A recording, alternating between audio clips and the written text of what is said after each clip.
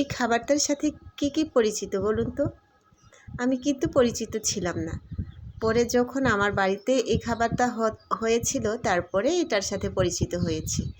তো এই খাবারটা মূলত একটা মিষ্টি জাতীয় খাবার, বানানো হয়েছে মিষ্টি কুমড়া দিয়ে।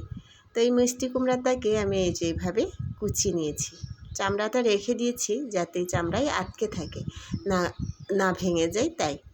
তো এবার এখানে গুড় দিচ্ছি। আমার শাশুড়ি বলেছিলেন যদি এই খাবারটা হলো গুড় যদি দাও তাহলে পানি দেওয়ার দরকার নাই, আর যদি চিনি দাও তাহলে অল্প পানি দিও। আর আমি কি করলাম, গুড়টা পানি দিয়ে গলিয়ে নিলাম, যার কারণে পানিটা একটু বেশি হয়ে গেছে।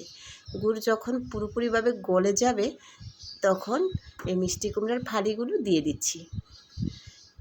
এই খাবারটা আমি আগে কখনো বানাইনি, এটাই প্রথমবারের মতো বানাচ্ছি।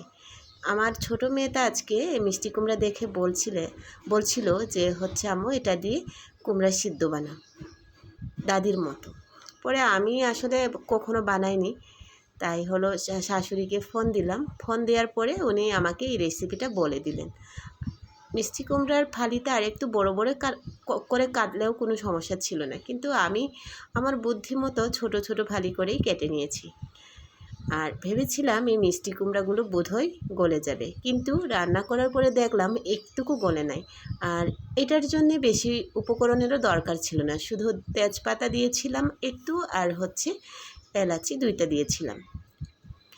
নামিয়ে নিলাম, একটু পানি আছে, এটা ঠান্ডা হলে সার্ভ করে নেবে।